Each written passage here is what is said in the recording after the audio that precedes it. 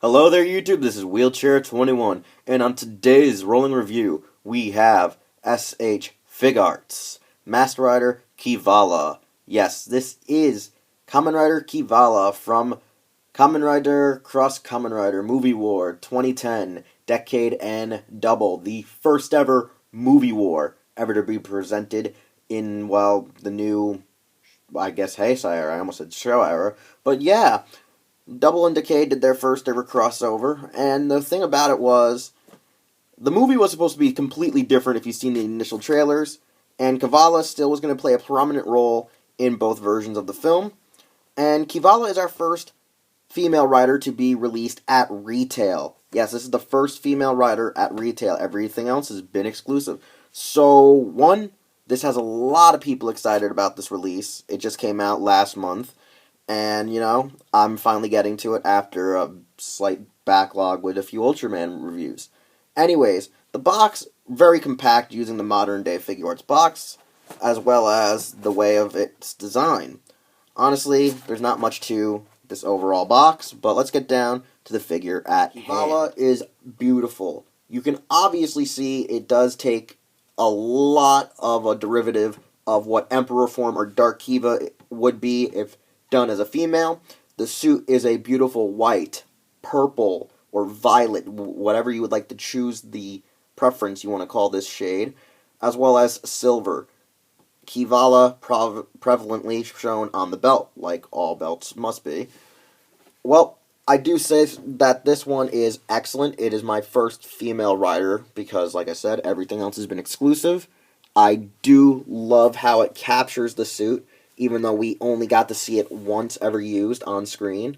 But it is indeed a really great, representation.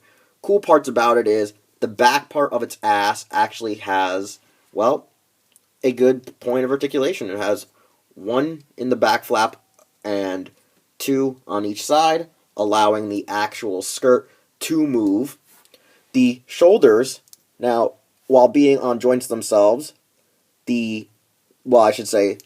shields, the wings, they also are on ball joints. That is probably the coolest part about this figure is each of the winged armored plates that protect its, I would say, hips and shoulders are actually got joints on them and are well articulated to flow with the figure, to move and flow, allow it to be able to be displayed in any pose you seek.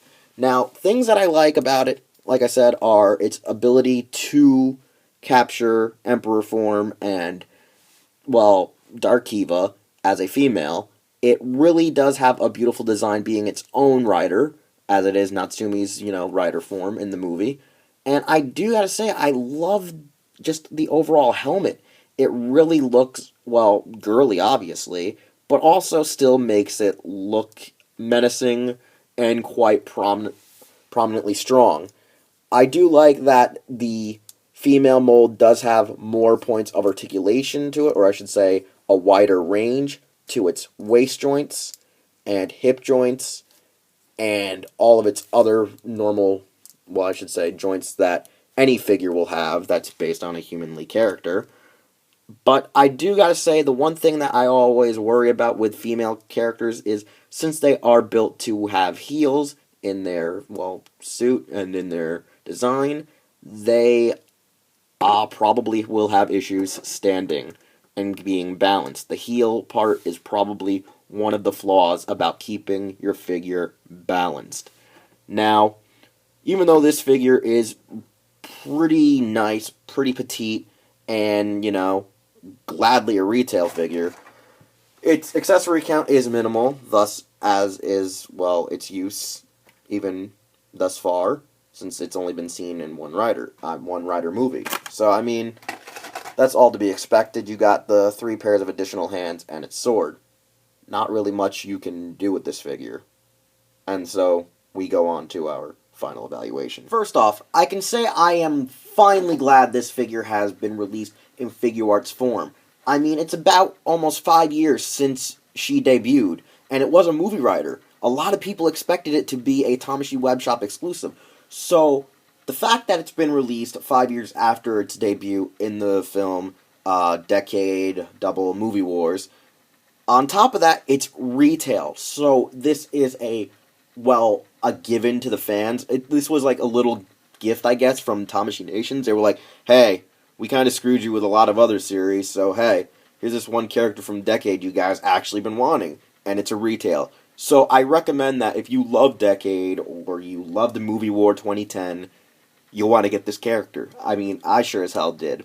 I loved it because, one, I like Kiva designs. Kiva suit designs are great. I actually liked Kiva-La. I actually enjoyed Natsumi. So it was a really good match made in heaven? Hell? I don't know, whatever the heck you want to call it. But I do gotta say, the mold does have issues. Because it is a female design, it is petite and can be fragile, as well as have loose parts and joints. Now, I do say this because when you buy Sentai Figuarts, they're always crap when it comes to the females for a good majority of the time. There are a few exceptions, as well as case-to-case, usually by how your mold comes out of, production. Kavala, however, being, I think, the third female writer to be released for Kamen Rider, she actually is pleasant. You can obviously tell they probably reused parts of Nadeshiko and molds from Malika and Feme just to make this, but it still feels like its own. However, like I said, there are the fragile joints possibly in your hands, especially the peg joints, and in your toe joints and ankles, just because they're a lot smaller, as well as since these shoulder guards are on ball joints, they do pop off. Another issue I will have to say is the hands that the, females are made out of are actually usually more pliable. Now this one, since the hands are all together, or the fingers are all together, they're actually very stiff. However, if it's made to hold, like said, her sword, it's a lot more loose, a lot more flexible, and it can't really hold the weapon, especially because the weapon is also made a little bit too big for her grasp. So there is some girth to the handle. I'm gonna regret that joke, aren't I?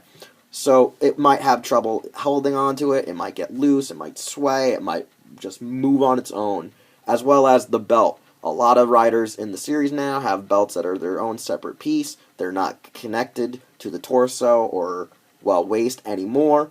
So it does get loose and does come, I should say ajar from the overall body and does leave open gaps. So when, posing, be careful. But what I can say is, there isn't anything really wrong with this figure. It's just, it varies from person to person. I do recommend it. However, just be wary. It might break, you might have issues, you might have just loose joints and other things. But mine has seemed to be pretty well constructed, but I do tend to worry stuff can happen to it. Anyways, you can find this review here on my channel and over at HeroTaku.com. You can follow me on Twitter and over at Instagram. I'll see you next time with another rolling review and/or Doyle's DVDs.